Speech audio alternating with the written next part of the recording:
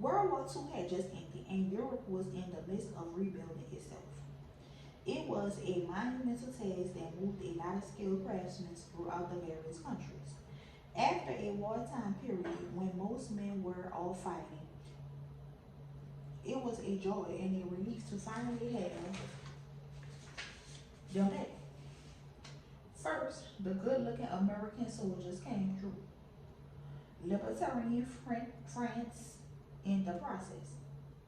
Then the builders arrived, often romantic Italians with bedroom eyes.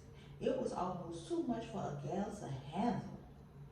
I was a young French woman at the time, working at a factory job all day while helping out at home in the evenings. All my earnings went toward helping with the family household expenses. In order to purchase anything extra for myself, I worked extra hours on weekends harvesting crops in the field or doing other odd jobs. It was a tough, hard scrabble life, but we were young and can manage. As a result of my heavy work schedule, contact with others came in the brief moments between jobs, as I bicycled from one workplace to another. When I zipped home in the evenings, I would see groups of other workers who were also getting off work.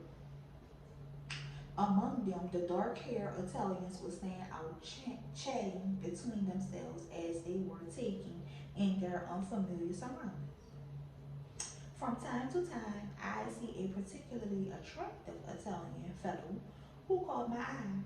I was still pretty naive, so I didn't really know how to get his attention. My flirting skills left much to be desired. I know that the construction worker moved from town to town, repairing and rebuilding as needed. So I had a limited amount of time to figure out how to get noticed by this lad. Daydreaming of this handsome Italian filled my workdays as I imagined what my conversations with him would be like once I got to know him.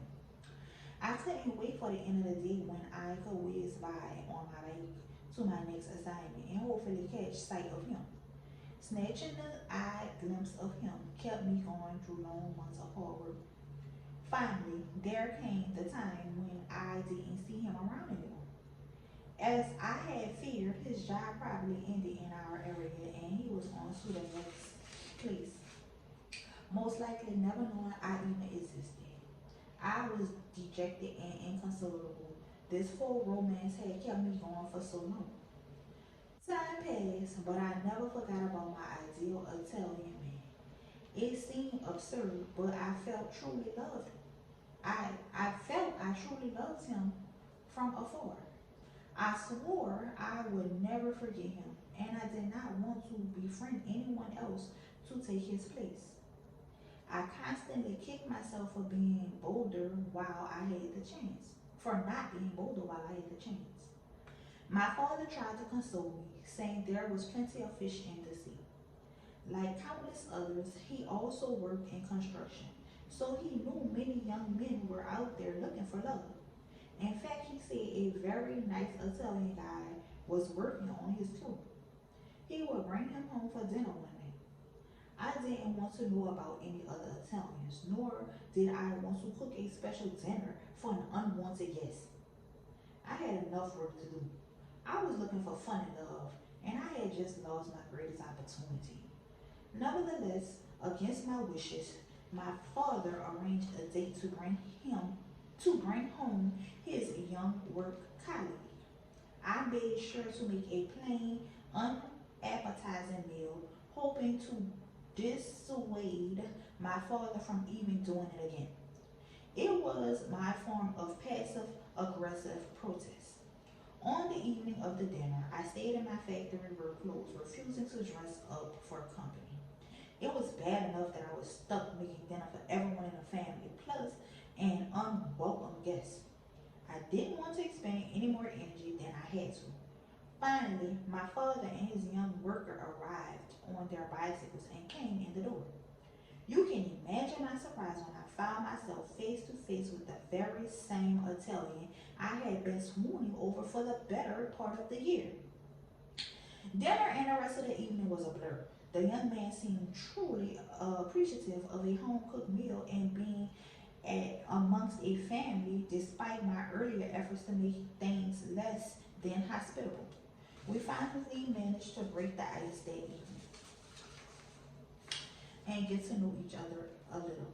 It was the beginning of a romantic love affair that lasted a lifetime.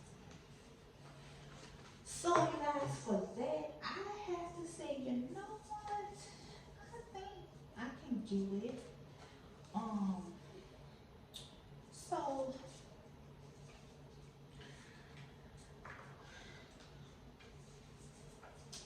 I feel like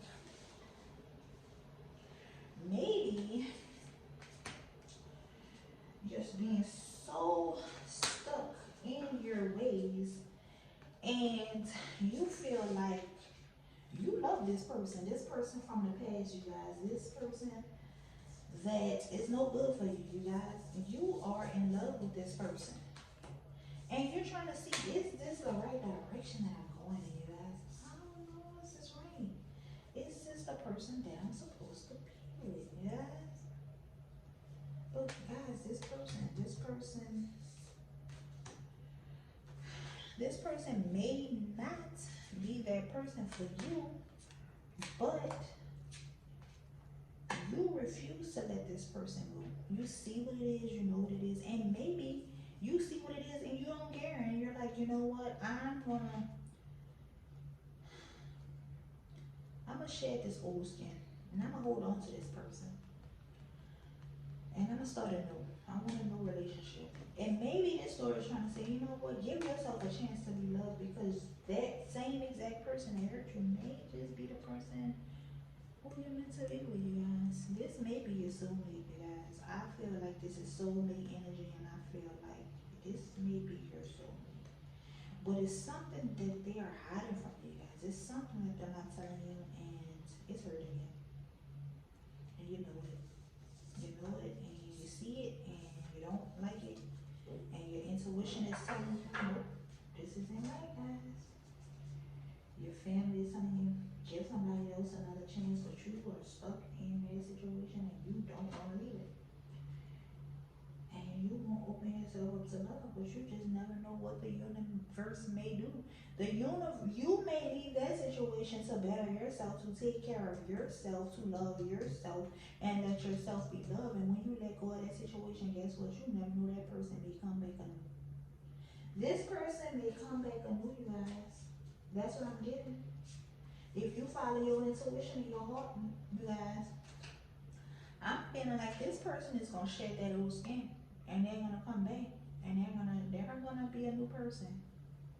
You have to separate yourself, let them grow, and you grow. And that's what I feel. I mean, I don't know, but I feel like the universe is saying allow yourself to see new opportunities. If it's not a soulmate connection, if it's not a soulmate connection, let it go. If you feel this is your soulmate, take a break. Take a break. Don't leave because you don't want to. You don't want to mess up a soulmate connection that you love so very much. But you have to also take care of yourself, and you have to let them love you. You can't just be the one giving love. You have to allow that person to love you. So maybe they need to share that old skin so that they can come back anew and love you guys. So basically, I'm getting from this reading, follow your heart, follow your intuition. You know what's right. You know what you need to do. Don't get clouded by the feelings of being alone and scared to be alone, because maybe you need to be alone so that you can grow and that person can grow. Well, guys, I hope that something from this reading resonated with you. If so, please don't forget to like, comment, and subscribe down below. And I will see you guys in the next video. Peace.